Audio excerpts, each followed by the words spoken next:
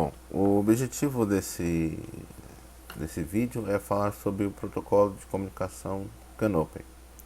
O protocolo do CAN-OPEN é um protocolo de rede industrial que tem sido amplamente utilizado por ser um protocolo aberto e tem aparecido em diversos dispositivos.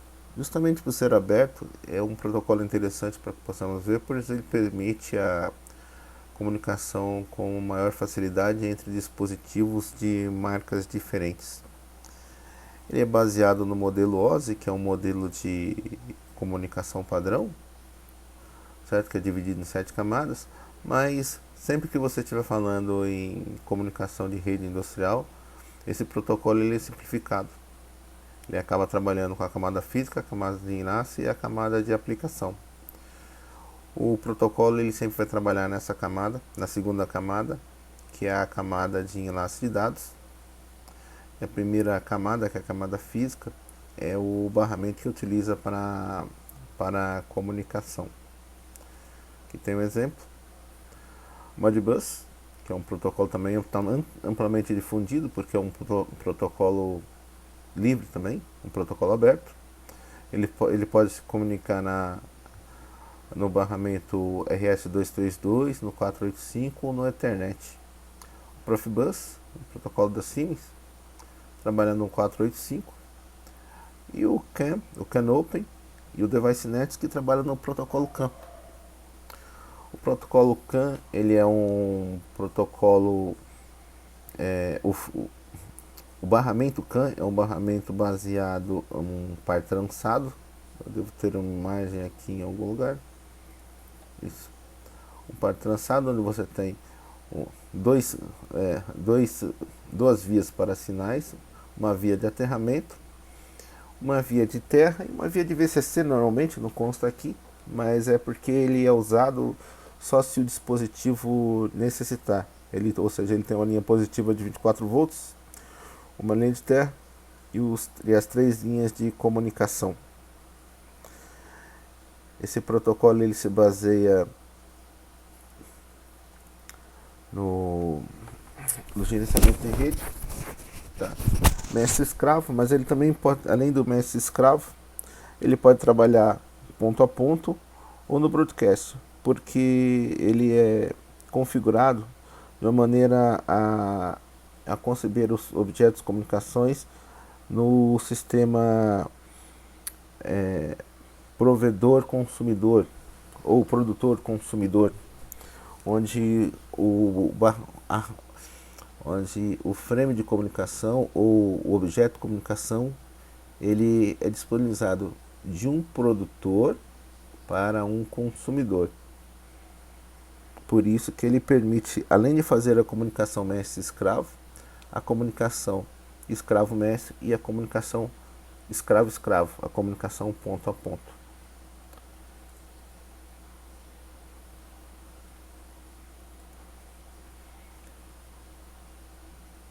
Aqui, um exemplo de uma topologia usando um barramento CAN. O barramento CAN-OPEN ele é muito difundido porque ele faz, ao contrário do Modbus, um controle de erro da rede, certo?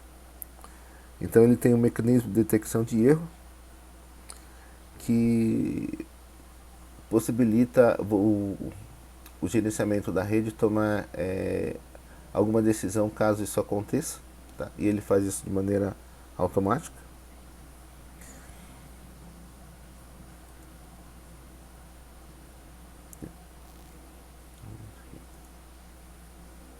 Esses são os principais objetos de comunicação: os SDO, os PDOs, o de emergência, o sincronismo e os de gerenciamento. Aqui nós estamos nos baseando no manual da VEG e da Delta, porque o objetivo final dos nossos vídeos vai ser fazer a comunicação entre um CLP da VEG e um servo da Delta. Os objetos de comunicações eles trabalham por prioridade. Um objeto SDO tem prioridade menor que um PDO e os objetos de emergência têm maior prioridade. O objeto de emergência é, como diz, é responsável por indicar mensagens que indicam se houve algum erro em algum dispositivo da rede, e se isso ocorrer, o sistema pode tomar alguma decisão. Os NMT, eles fazem o gerenciamento da rede, eles ficam verificando se o escravo ainda, se o nó do escravo está ativo ou não. E os objetos de sincronismo são usados para fazer o sincronismo entre os dados, principalmente quando você está usando algum tipo de comunicação via PDO. O SDO ele faz uma comunicação muito parecida com o protocolo Modbus, onde você tem uma operação de leitura, o endereço do nó, ou uma de gravação, não importa, tá? E você solicita essa informação e ela vem, não é feita de maneira automática. O PDO trabalha de uma forma diferente. O PDO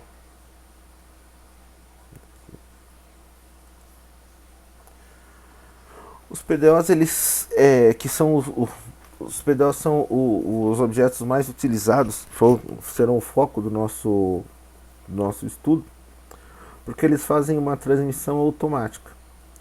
Você monta um PDO e o sistema fica fazendo a atualização constante desse objeto.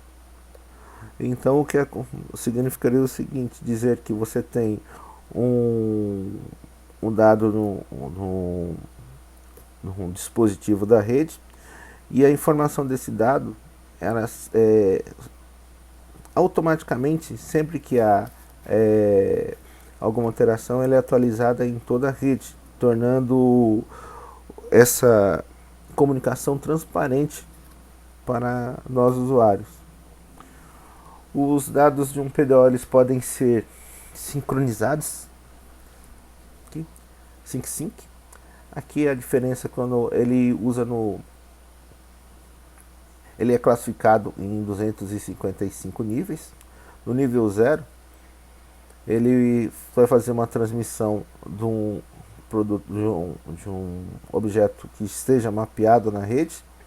Só que esse objeto só é validado depois que houver um sinal de sincronismo, aquele sync que a gente tinha falado. Do 1 ao 240, ele faz a mesma coisa. Ele coloca o objeto na rede e ele é atualizado no próximo sinal de sincronismo, mas ele não precisa ser um objeto que tenha sido mapeado. O 255, 254, 255 são objetos de comunicação assíncrono, o que significa dizer o seguinte: eles não dependem de sincronismo. Sempre que há alteração, sempre que a informação é modificada, ela vai ser distribuída imediatamente em toda a rede. Os objetos de sincronismo eles são usados principalmente quando você tem um fluxo muito grande de dados. Então, para que a informação não se perca por algum motivo, existe um sinal de sincronismo que coloca, digamos assim, ordem no alto fluxo de dados no barramento.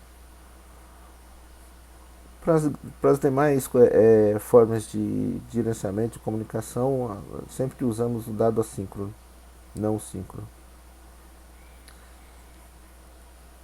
Aqui são exemplos. Toda vez que você estiver trabalhando com um PDO, você tem que ter um gerenciamento da rede, onde você determina quem é o mestre e que são os escravos.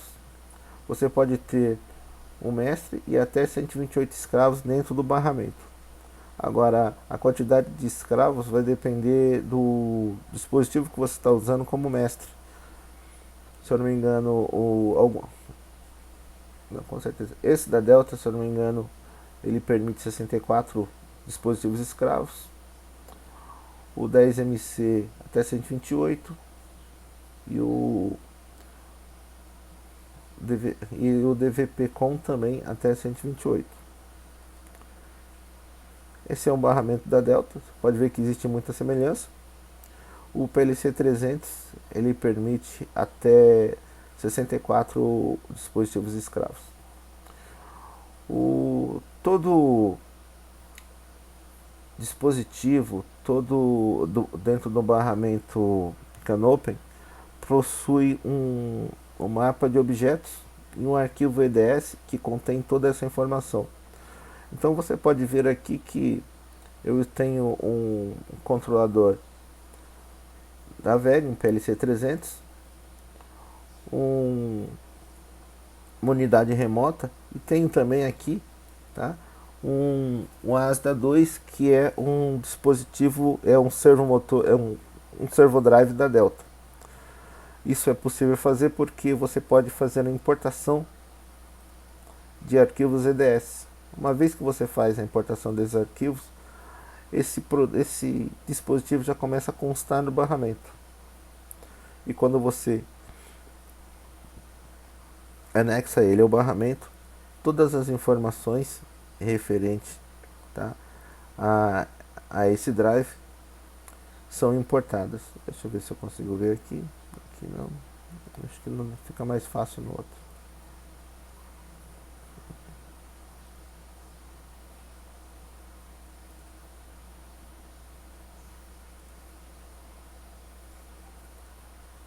Aqui fica mais fácil de visualizar. Na verdade, as informações que você tem nessa estrutura, você também tem na outra. Só os caminhos que são diferentes. Aqui você tem os PDOs pré-definidos. E aqui o mapa de endereço. Você também consegue ver isso aqui em propriedades.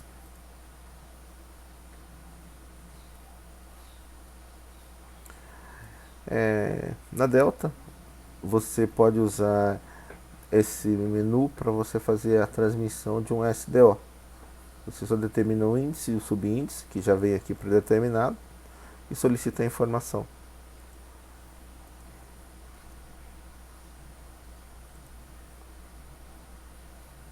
Propriedades, mapa de endereço.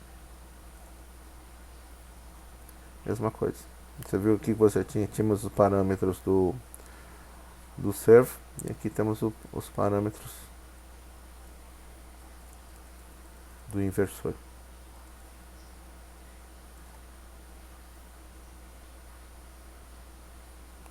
Tem até na Delta, na VEG, um parâmetro que é bem comum, que é o 204, que é a configuração de fábrica.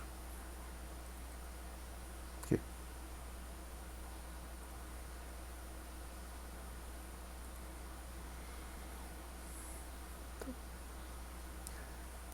No mais, nos próximos vídeos nós vamos explorar a comunicação Canopen dentro de uma estrutura da estrutura de trabalho ou de ambiente de programação da VEG, em um outro vídeo o da Delta, e num terceiro vídeo a comunicação de fato entre o dispositivo VEG e Delta. Por enquanto é só.